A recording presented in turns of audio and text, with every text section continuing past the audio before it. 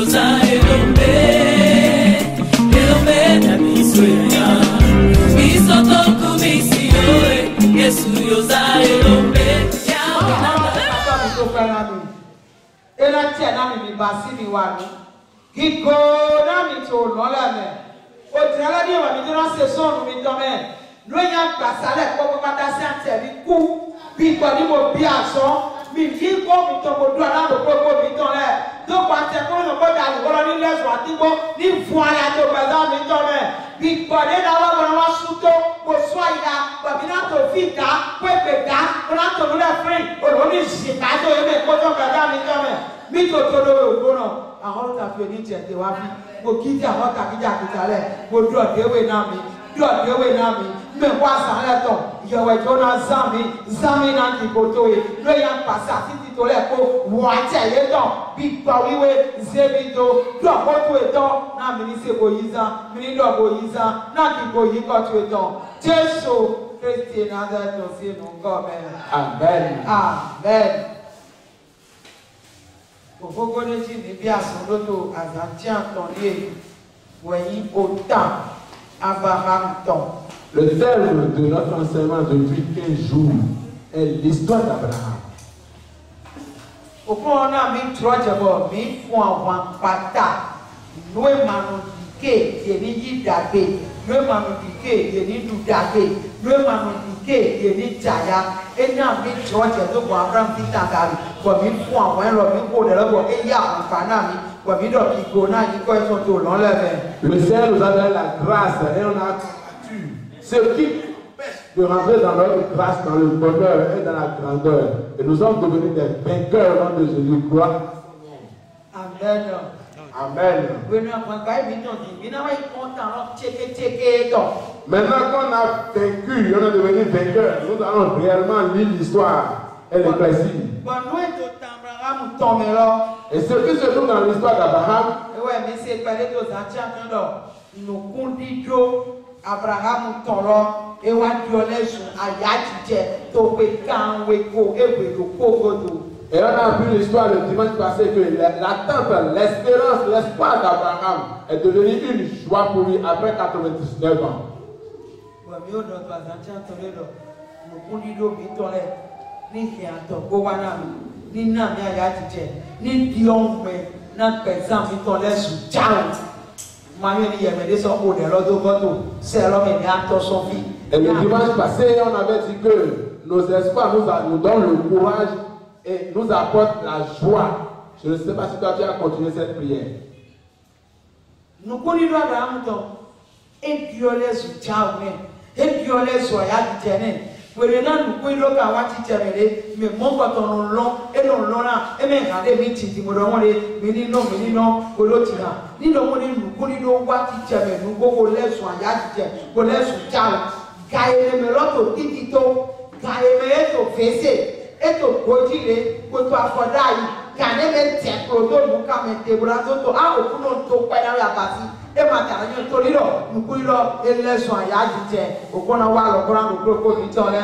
Quand l'espoir devient une joie, on saute, on danse, on fait tout ce qu'on veut. On ne connaît même pas là où on est avant de remercier le Seigneur. Que le Seigneur transforme nos espoirs en joie pour nous. Amen. Amen. Toi, dis Seigneur, transforme mon espérance en joie, en miracle pour moi.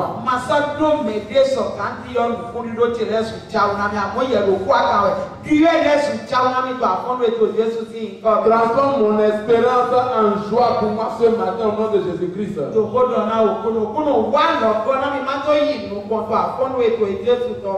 Après que je puisse atteindre le sommet, aide-moi Seigneur.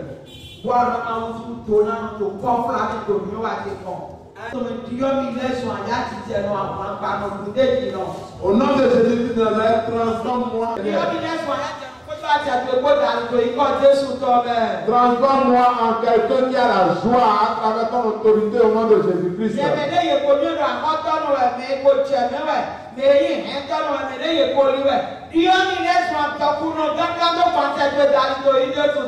Moi qui est reconnu comme quelqu'un qui a endetté, un malheureux, un pauvre, Seigneur, transforme-moi par ta puissance au nom de Jésus-Christ. Amen. Amen. Ètò ọ̀dọ́ mo bá tẹ̀ ní èjì. Qu'il en soit ainsi. Tó Jésù Kristi sí èyí kọ́. Au nom de Jésus-Christ. Bọ̀ mí mọ̀ lọ dé Abraham sì ní ló lẹ́sùn àyájí tẹ̀lé. Wọ́n lọ sọ àtẹ̀ pọ̀. Et on a vu que quand l'espérance d'Abraham est devenue une joie pour lui, le Seigneur l'a tenté Lọ́ní yóò fi lòpọ̀ tó sàn fọ́. de mettre l'unique l'enfant en sacrifice. Abraham lọ èsì sọ̀rọ̀ ìfọ̀ èjì. Et Abraham a marché selon sa volonté du Tàbí Seigneur. tó náà pété kọ́ lọ́ ti tẹ̀gbẹ́ lọ́ní ẹ̀. Voici la partie qu'on veut réellement éclairer. Lé ìdọ̀ní àdó kúrò títàn bí Abraham náà wà wẹ́dọ̀ èsì sọ̀rọ̀ ìkọ̀ǹgó máa wù tán lọ́jì. Quand la parole est sortie, la première chose qu'Abraham a fait, il a marché selon cette parole. Wàyísẹ́ ìmúdé kú àpẹẹrẹ lọ ìwé tó fún náà pé káàmì kó ewé ló kó lọ eyín ìlọ́gbọ̀n tó jẹ́ ṣàǹfọ̀ náà kó nìdé lọ́dọ̀. Et il a pris son bien le plus précieux qu'il a espéré pendant 99 ans pour mettre en sacrifice pour le Seigneur. Ẹni lọ́wọ́ kúrò yìí sí ìrọ̀lẹ́ tó égbè. C'est ce que les chrétiens n'arrivent pas à faire aujourd'hui. Àwọn ẹ̀ma kan kúrò yìí kótó mi rẹ̀ kótó yìí Jésù tán. Mais nous ne sommes pas parmi ceux-là qui n'arrivent pas à le faire au nom de Jésus-Christ de Nazareth. Ògbó lọ tó pẹ̀ ìgbọ́ tó tó pẹ̀ iná wà lọ́kọ́ náà bí ó lẹ̀ ká. Quand le Seigneur est vivant et son esprit est vivant, il va nous venir en aide. Lóògbé náà fún ọ̀dọ̀ náà wẹ̀ lọ. Wà é lè. Parce que quand le Seigneur te demande de faire ceci, Bọ̀ é pèrè náà tó wà. et c'est devenu difficile pour toi de le faire, Máa lọ́nà fún ọmọ ẹ̀jí mi lè sọ́mọ̀ ẹ̀dẹ́ fún. le Seigneur va passer par toi pour aller commander quelqu'un d'autre. Wọ́n máa ní kékeré ní kò ní kékeré mi tí wọ́n ti pè sọ́ àsọ̀mọ̀ ẹ̀dẹ́ fún. Que tu n'oses que le Seigneur nous trébuche nous passe pour demander à quelqu'un d'autre. Ewa yi dɔ na dara bi dɔ mawu tó náà yẹwò lọ dɔni dɔ ní ikpɛdi wani ɛni tó tɛ karo tó okohɔ mawu tɔ mɛ eka pɛ kò náà sɔ kana. C'est ce qui s'est passé. L'Esprit de Dieu disait à l'homme de Dieu de dire à ce monsieur d'apporter son argent pour faire le carreau dans l'église. Parce qu'il pouvait le faire. Bɔn e gɛnɛ na million awo. Et il pouvait donner 10 millions sur place. Bɛbɛ dɔ na si yɛ. Et il est allé le dire à sa femme. Wasi yɛ lɔ ni na gbɔdɔ nu tsɔ do yɛ na sɔ wɔ yɛ na sɔ mawu lɔ na nyu wa na wa tu lɔ. Et ça, quand on lui a dit de faire, que c'est une bonne chose, Dieu va encore plus aimer notre famille. Bɔn e tɛ ɛdi bɛtɔ na ba lu kɔtɔ kun nyina tɔ tata kotɔ. Et l'homme est comme Nabal, un méchant. Wasi lɔ ta ɛdi Abigail. Et la femme est comme Abigail. Yasi lɔ kɔn mi do ɛma yi do mɔ. De la manière dont sa femme l'a enseigné, il ne l'a pas fait. Et là où est là, il y a des millions de mouvements de terre, millions de projets dans ces jours. Et il a dit pourquoi lui va donner 10 millions pour Caro. C'est 1 million il va donner. 25 millions de colotios. Et il a remis les 1 million. Bon, moi, on a point pour lui. Pour me défouler. Mais défouler, des maçons, il y a les lois. Il doit m'autant soir, il y a un million de clubs, il y a des carottes pour m'autant l'homme. Et Dieu l'a écrasé pour aller chercher d'autres personnes. Et ce sont eux qui ont aidé. Et on a eu le carreau dans l'église. Donc, l'homme, Et dans la même année, abandonné jardin. la marchandise qui venait pour lui, Millions au attend qu'on le go. 26 millions, Il disait, ouais, tout a été détruit. il doit côtoyer. Et il n'a pas pu récupérer un franc. Nínú máa lọ sún àlọ́wé lọ yìí ló èbò tó sàn fọ́tò kọ́ ọtí mi wáyé náà nù dídájé pẹ̀pẹ̀tọ́ síyẹ́ntà máa lọ́nà pọ̀ méjì dìrò. Ẹnu ìdọ̀rọ̀ mi lè fọ àwọn ọ̀pẹ̀ padà lè fò ẹ̀nà ń lì yẹ dàgbé ní ìjànáwé pọ̀ máa lọ tó dọ̀rọ̀ rẹ̀ lọ wáyé yẹ dàgbọ́ ní tó wá dàgbọ́ sí àlòmọ̀ sùn tó mi. Quand le Seigneur te demande de faire ceci, cela, et que tu refuses de le faire, il t'écrase d'abord, il va chercher. Nínú máa lọ́dọ̀ náà lọ wà lólè ìlú ìdọ̀ dàgbé ní ìjàmbá kẹtọ́ tó rà nígbè náà. Si le Seigneur te demande de faire quelque chose, sache en même temps qu'il y a un beurre qui est t'attend et l'ennemi veut détruire. Àmàkà ń wò dàgbòjú òyìn sí ètò. Tu ne peux pas prier sans la foi. Àmàkà ń òyìn sí èbò náà tó dẹ̀ tó.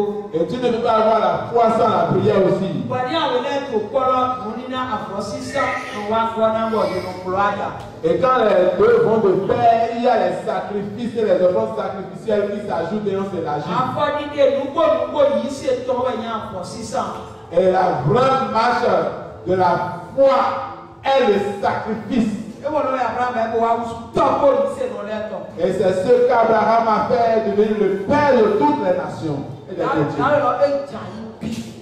Le monsieur est complètement allé à terre.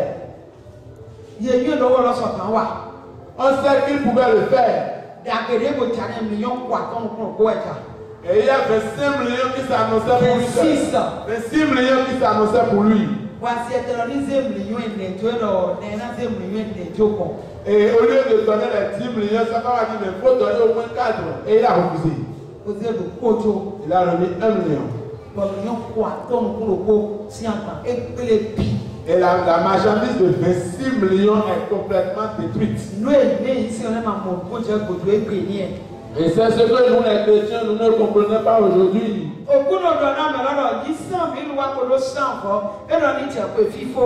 Le Seigneur lui a demandé de donner 100 000 pour mettre un sacrifice qu'il a dit à la fin de l'année. Et avant la fin de cette même année, il a eu des difficultés plus que 1000.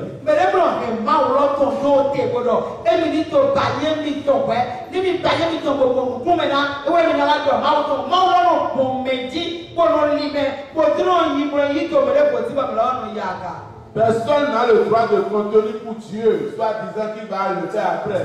Quand Dieu comprend que c'est le cas, il terrasse ce dernier-là et va chercher quelqu'un d'autre pour s'élever. Que le Seigneur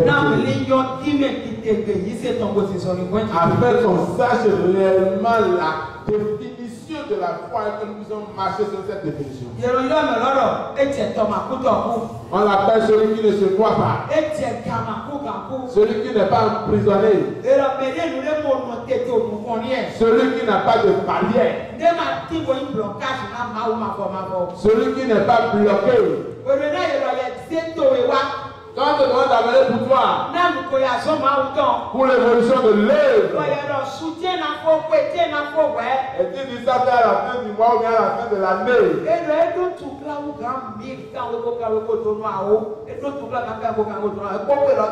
ça veut dire que celui-là aura plus que 1000 situations de face à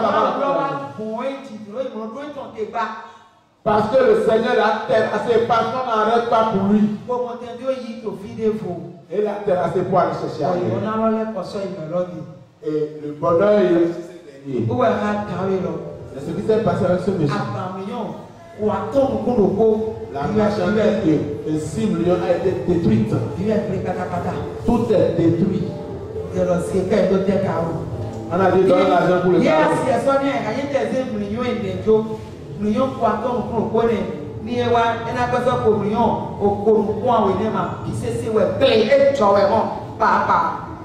comme ça, qu'on l'avait concerné, s'il avait fait ce que sa femme a dit, peut-être qu'il allait récupérer. Ama eto chichozo miozo ko tori mi hego ko majona do ya fosana mawo na defo de jaro ko keto na ko ran ni do wa mi le mi hego ko keto pego ko kwayo na da de jara mi ko na tuka na do ko mi tore. Peut-être pour nous n'a pas encore atteint des millions, mais il y a quelque chose là qui est en train de se détruire en nous parce que nous avons maintenu pour le Seigneur. Que le Seigneur puisse aider. Amen. Amen. Sika etonwe. L'or est pour lui. Ayiba etonwe. La terre est pour lui. Otolam lefo etonwe. La mer est pour lui. Wevi etotolam etonwe. Les poissons sont destinés, c'est pour lui. Nous les pata de toi ayiba ji. Mauma fo lo umtian che pro lo. Où est ta ko le quoi? Tout ce qui se trouve sur cette terre, sous le ciel, c'est le Seigneur qui les a tous créés. C'est pour lui. Il ne m'a pas d'or. Là il a mené wa nous les et si le Seigneur te demande, telle personne, fais-moi ceci. Sache en même temps que le Seigneur t'aime. Et c'est une tentation qu'il a mis devant toi. Et si cela échoue pour cette tentation et pour cet examen,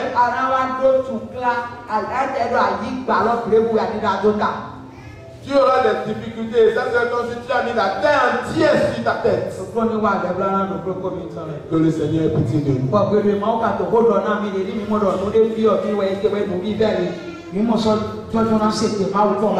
quand le Seigneur s'adresse à nous et on voit que ce qu'il nous demande est précieux pour nous-mêmes, on ne peut plus écouter sa voix. Et on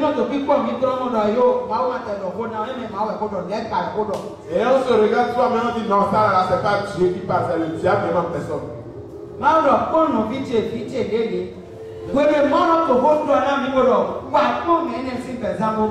le Seigneur te dit, regarde la vie de telle personne. En appuyant, on dit Seigneur, pitié de moi, regarde ma vie. Bon, mais là, on a dormi, dit bon, nous étions pas les parents, mais elle est pour qu'on voit le toit, il y en a une coye, pour personne, mais elle est pour les personnes qui voient l'année, voient nous l'année, et il me l'a demandé à yo, maman, pour donner mes colis, ni moi, ni souci, ni moi, ni sous-do, ni sous-mon ni pour le dire, ma yo, et mais il y a un peu de lait, pas des gens qui disent, mais un peu de, moi, là, nous sous-auto, nous n'avons pas un baco. La personne a prié, a demandé à son Seigneur de lui faire miséricorde. Le Seigneur lui a fait miséricorde en te demandant de l'aider. Maintenant, toi, tu as commencé par ronchonner. Et ce faisant, le Seigneur va te calmer.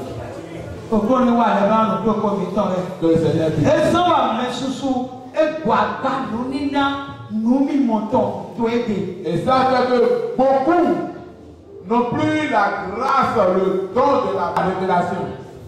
No, malo do ho le mo de mo do ko ni lo apa pe de ko ni lo yin mi lo ni mo de mi se lo jo dia e mi o so ati Et le Seigneur lui a parlé là, dit, tel que ceci est précieux pour moi, si je remets, je le lui. Maintenant sur cette parole. Bon, nous dit que na wa kwa sa ne petit de lo ko de papa e to ma mama go do ne ko lo ji we ti de do a do ko lo. Et la première chose qu'il a fait le lendemain quand il a eu la révélation, il s'est levé en même temps sur la parole de son père. Que le Seigneur ait pitié de nous. Parce que monsieur, ils ont 3 jours de prière dans son église.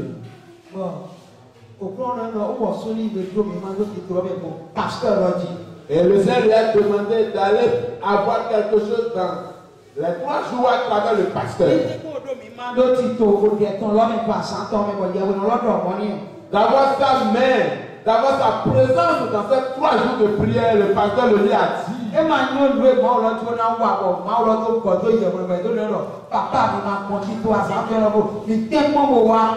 ne sait pas ce que le Seigneur voulait lui faire. Et le pasteur lui a dit, papa, ne manque pas ces 3 jours. Fais tout possible pour être présent. Et il allait déposer sa femme. Et il voulait retourner au service de ce qu'il a pu faire.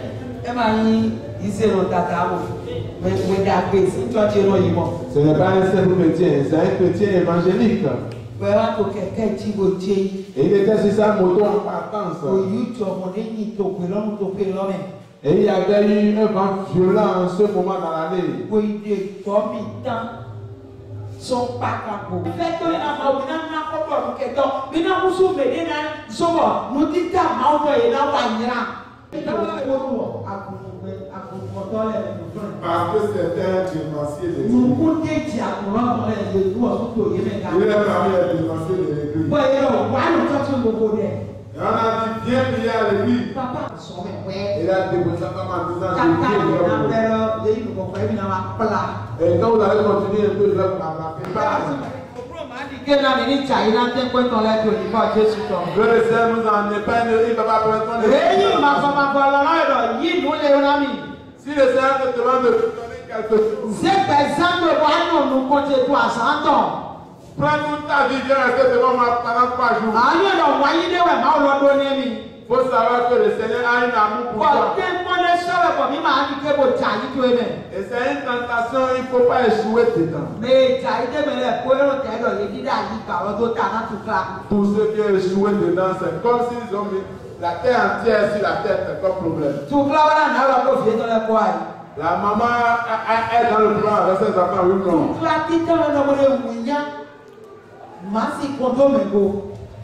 Le premier problème est le propre.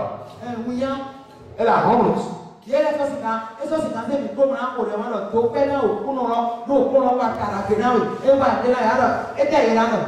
que cette dame peut prendre le micro et dire, et quand on va commencer par jeter le propre sur l'église, ça devient une honte. Que le Seigneur nous libère. Mais comment il y a nous connaissons comment la terre est. Et on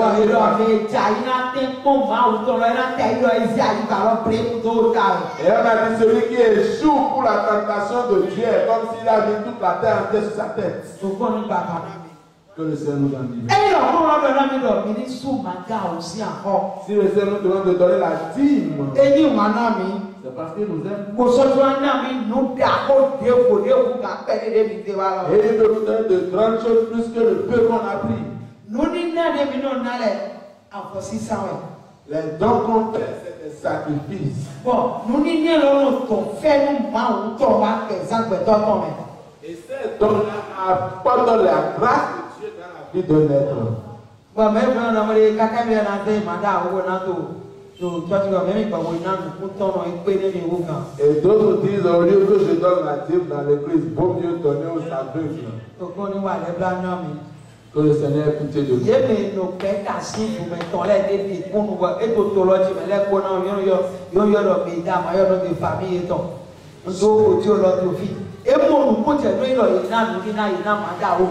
Nous il est yé mais nous assez bête à beaucoup mais là ko. Ama yé qui te béni comme je vois na wa ko na we wa na wa si.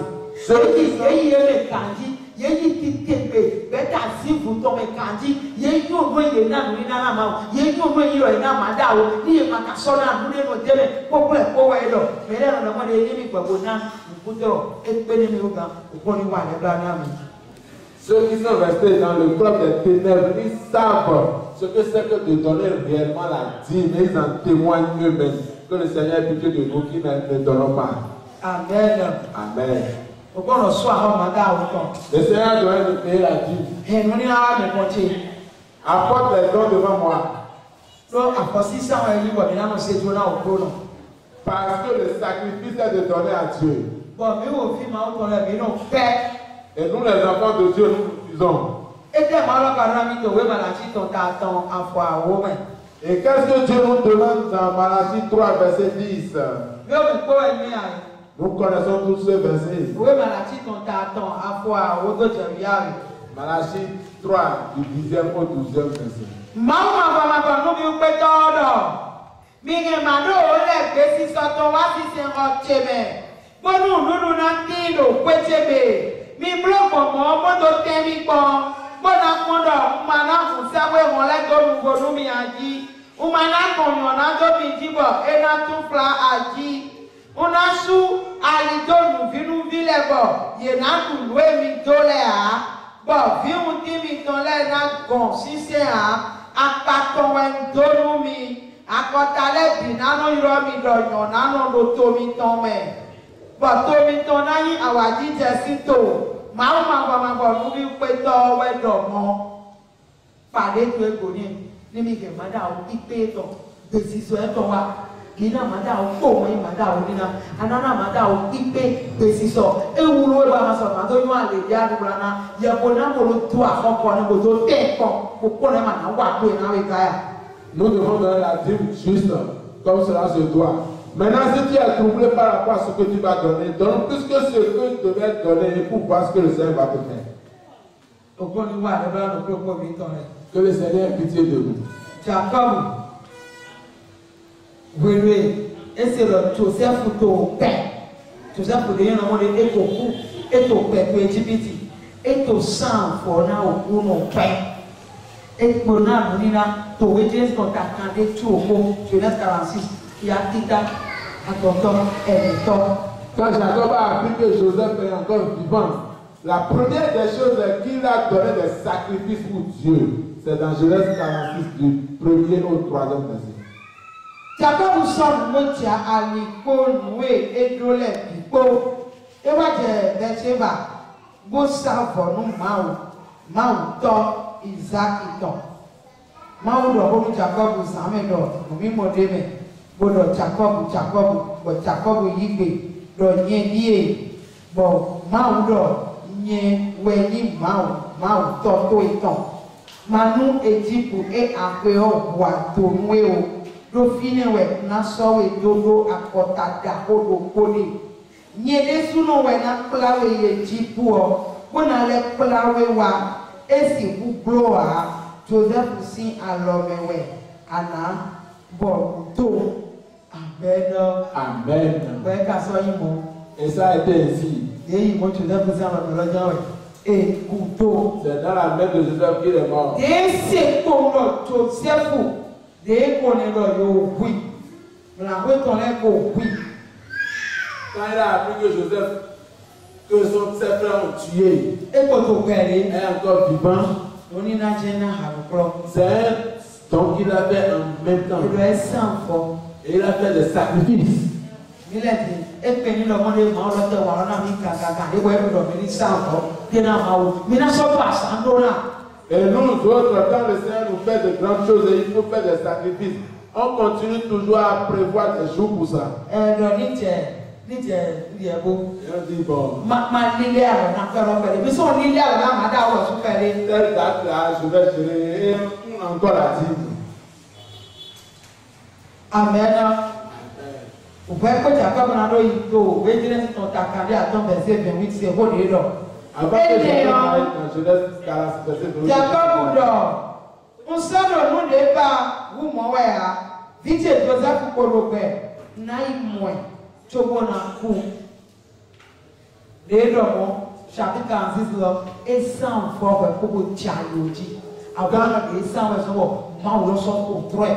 Bodoyen lo fie to sa le na bodo emi lo so na kole so la so kole gogo we yi mo ni ma be afo sa da lo fite kodo pe mo ja na yi mo we bona te ton we na to mo ho fe we ko do na pe to de bodo ede na to mo ato pe ti re ato pe ta wo to fia we ko do na pe to de do ede we ko na do na ma da wo do na mo pe lo we mi no do ani ni pe mo amo mo cha lo ti re do na mo pe ene le to bi ko to bodo o ni wa de ba lo ko bi to re Tenu nanu mau, bodro mo fẹ́ ló eto yin.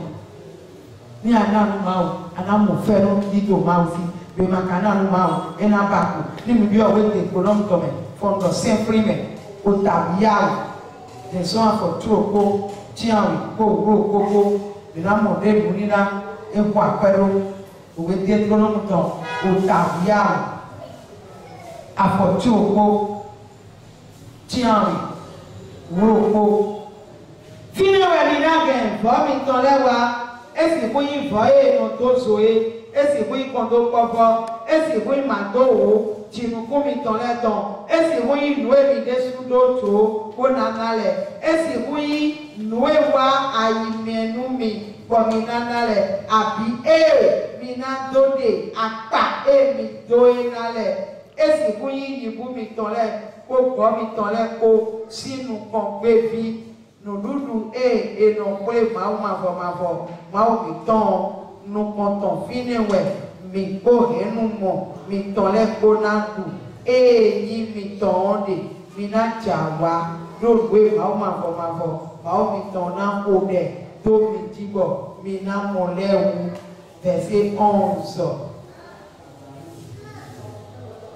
eno mudo lo mi na ge we ko ndonu mi le piwa fie mavo na so ko na de susu ton kle de nuevo nkodonu mi le weyi ye weyi voye eno to sole kondo povole ma do o tinu kunle ton nue mi de su do tro ko na na le ko nue si apa mi to ko na na mavo le ko ameno kime kike de yise ton ewe ni afọ sisa ewe Abraham bai o ta e tọrọ ni ene lo Abraham bai o ito ko yise lo leton e Yesu awa mo ana ito ko yise lo leton to ko kan de ye chiwede to ko de me atike to ka ti ya no wa so te fi ano sa lote amo no mo mo lo ka do re me na re mo yi wa no gba ile zamada wo to ejo nanu ni na le na pejo le nanu pe aso ma uton ko ye wa to asando iro to klare iro mo eno te iro yeze okoro pe ayigba lo pe mu to ta na me nkoton eno fini lo e we na ke manda o tinuku mi to le ton koro mi na de mi to trowo nana abi de mi to apa e don de mi to apa e don de to friend ko to tuje bo ye ma da le go ye ma ka de pese go ye ma so yo ko se mo be ro kuno to pa de le to na we mo amonta re wa le bla na ma pe gogo na ye do re ko ye emi mo no mo le ko to apa mi to apa mi amoro no ko yu wa lo be mo lo ko wa ta o de ye do so mo be mero e do ma do fe pro emi le ka ka ka we mi ke ko lo do mo mi aka emi ke emi le to lo me mo emi ma mi ba ko do na mi ba li ba yi ni ro do pa mo adi tu o do pa te mo mo de o pa to le no de do to bo nana te mo mo na ma wu no da gbe me no enya ko wa mi lo so e ma da o afosan le kele ni e de lo we ki me ti te gbe ise ton ko be mi si so ni ko ti me te gbe no se ton ji pesa mi to na do ye yi pesa mi to na ja to ara je na yi mi to mi na ti ga sa ka be ga mi na wa to go fla me to ku ka mi to me ya no me lo wa yi to ko yi so le ton wa ni lo ye ka ho ro be ye ma mu e ma ka do ama ti me ti te gbe lo Yesu ko ti se lo ama keji pokato ofikun Abraham to bai okon ni wa le ga to ko mi to le owe went on o ta ro ko afọ wa ton ko awin lo ta ro ko afọ wa ton ko awin me da be wa no mi anu kuna no tono nyo betole sinu kume me no nyanya wi wa kanu mi anu kuna awewe no koe da be wi wa yero mi anu kuna wa muro awe to mi to leete akumauton leete lo ma nyoni ni ma so kan to le ko to ku akumauton ma wo si ko ko me na ti le ko ele lo no yin le ko to e ko no bi anu kuna we ele lo we ti anu ko do ele lo ti anu ta mo do iro nu le po me le po pe to le po we no ni wa ni pe to le po we no se nu ko deji meji ka se nu ko ma lo si su nu ko deji ama me ro ni nyanya we na ma lo do le ha me na we ne to ku mi ha we ma lo to do na we e do na we ko adoja me ro e pa si we ayi ko te we to ju fi to le ko do asu e pa si we ko bro se ko te wo le mu pe ni nyanya we ba e na to ja yi ma na we je lo a gbe we mo fo me mo ko to o bro ma ni ja we ni ko ne we pe mi to no ni na e no to fe nu wa fe nu ti we to wa meji pẹ̀lú lẹ́sùn pẹ̀tọ́ lé yan pọ̀ lẹ́ẹ̀kọ́ náà sàn náà mẹ́lọ́dà àgbèjì mẹ̀lẹ́pẹ̀pẹ̀ lé dé lórí náà lé bò náà ti rí ẹ̀wọ̀ ẹ̀yán mọ́tò kún sínú kún mẹ́lẹ́ mẹ́mọ́gbà tọmọ sọ́yìn mẹ́lẹ́ náà yẹ mẹ́yìnlá kábà ẹ̀mí mẹ́lẹ́ nìkún yìí kàná pọ́nbà torí lọ ẹjọ́ tù ètò àfọ̀sánú lẹ̀ sí pàkà tí ìwé yẹrì yẹrọ yóò mẹ̀rù kúròkó mi ní ìbò iná sún àkọ́ màgá àwòtọ̀ bò náà lóní náà òjò mẹ́tọ̀ kó dé òpà débi tó lẹ̀ náà nínú mẹ́mí tó ní tó di ọ náà yí kọ̀ ní tọ̀rọ̀ sún ní tó di ọ òwe àwẹ̀ tó àkọ́wọ́lẹ̀ tọ̀ ó dà tọ̀ àfọ̀kọ́ àtọ́nù kúròkó tẹ̀kọ́ àtọ́nù kọ́ à tó wà chapitre 1 26 27. Amasumu abu tomodo emi kosi kududo àwọn tí ó etia soja wigbato nuoto kan eko sextan do edeji boyinaba alikaka isiri osuogbon lo ipewa eneo eku fito sunu nkonton edona no totome on to safo lo to wo si awowoji Eiza vile momo kasi teji boyo onto mo abo sodo bole boy to iton eyi fi eton o do sanfo no bi vele eton i do sanfo na ni ba pa ama ni ba pa esudo bole fe mo ni bo ye jan to amale to ato pe to step stand kan o ko do jian e we he do leji to ato amale ma pe ama de mo your feeding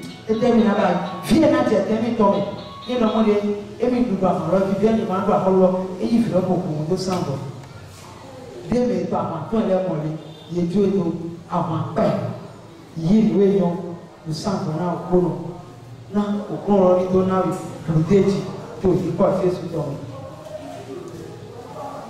pẹ̀lú ní àmẹ́lẹ́sẹ̀ okoro ro no pa eke na mi pe ba si yo bi ti dan pe odo sambo emere na do gba amena musu aso wa to to ko ma u to me de problem ma wo nu e emere of ma che yo fa mi emere ma cha wa ode e na to aso to wa e na to nu no wa amoni do mi ma to aso ma u to me do bi ti ta re ko okun ro e ni le to we eye to ro da yo e no se to na ye we no to ki engo amon to e emero anse to ya we no firo na yo ba me to amon se to ali oje na so ma to yi go ko to aso wa to ma o to me eme ma na san ko de go kaka eme ni odo we do ye mo to nle do do yi ta we na wa lo mi jojo do ko mi to le akosan ran ti be yori eno so mo pour fond les to mi me et non il to kanti pour mi non to bibo mi to bibo bebe ou on se fi ke ton to kwa kan e ton do do sambo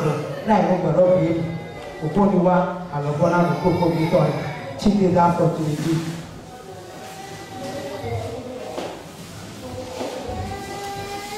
do kuno to e no no me perdão de sonho com que tem de ser tonti e do no anfosa e do no do tempo ya no se pantalão de ro pa ni na mi ro di bo do sọ̀rọ̀ na mi to ta ke sa te ko do ku won to we go na ason to ni do di pe ni do yaga ni do pe kan to alo tieme do asemi do pe ni baji na wa do ya ason le wa bo pe na ason si ka fo le ayi ta no je bo to kla no be to ko fo to e po to e ko no pi po to le no kwa ko na mi ke no kwa ro na mi po yi se me to so kan to nyo po yi to so kan to pe ni ko da so wa to ko lo pe sa che ko de lo to yi ko Jesu to ko ro to ni lo to nye me to ki pa to lo to pe sa che me to do fi che le mi asu che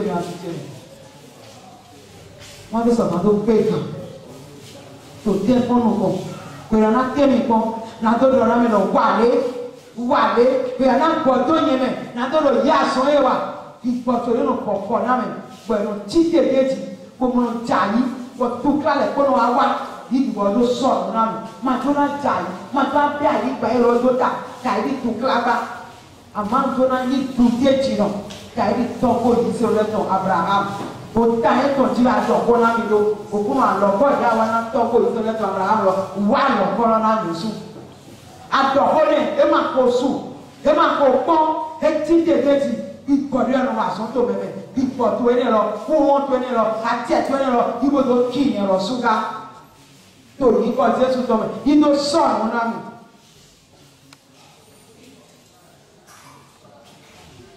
Jésù Kristi Nazareth tó sí lórúkọ mi wò dẹ̀ lọ sí má wà fọ́nrán tẹ pàtó mi tó pẹ̀ mí dọ̀ tó mi kíkó náà mi tó nà lẹ́mẹ̀ mi lẹ́wẹ̀ dọ̀ kó tó tàǹtọ́ pò yìí tó lẹ́tọ̀ jí náà mi yóò sọ̀rọ̀ máa tó sì nà pọ̀tọ́ àpọ̀tọ̀ ní tọ̀ mi kó tó ìgbìdé jìnnà tàrà gbé nù kó iná wá jí dé pàtà mi má lọ pèrè kó mi mà náà sè lọ tà sí sí ẹ̀rọ mẹ̀já mi náà dé ní òun máa lọ dọ̀ kó náà mi bàbá mi tó ń tọ́ mi tó ń rántọ̀ dọ̀ kó náà mi lọ mi má lọ náà sùn pọ́ìntì náà wọ́n tó tẹ̀lé òfin kẹ̀ mi tó ń gbé ní tó sùn mi tó gbà pàmì kó lè tó tẹ̀lé gbàtọ́ náà kó mọ́ kọ́ tán lẹ̀ ìgbọ̀n tó mi kó gbà tẹ̀ pé yàtọ̀ kọ̀ọ̀kan náà tọ́ kó ìṣẹ̀lẹ̀ tó Abraham bọ̀ o tàn mí tó fi ṣe bí o gbogbo èyí fi ti ṣe bò jàjọ́ bọ̀ ẹ máa kó sùn èrè àtọ̀ wọlé sàtòrò kómi ní o ti dá yẹn náà lọ èyí ti àsán tó etí yìí dìbò tó sọ̀rọ̀ náà mi ọ̀sùn rẹ̀ ìyá tí ọ tó sọ̀rọ̀ náà mi ọ̀sùn rẹ̀ ìran tó mo tó náà mi kà ilé àwọ̀ gbèrè náà máa tẹ̀ mí gbọ́ mi sọ̀kan yìí bì dé jìnnà àyè ti tẹ̀ nígbà yìí mi tán lò bílẹ̀ sọ̀kan yìí bì dé jìnnà múná àyà tẹ̀ ló yìí mi tán tá a lè ló yìí mi tán ṣe gbogbo àti ẹ̀yìn Jésù Kristi Nazareth tó ṣe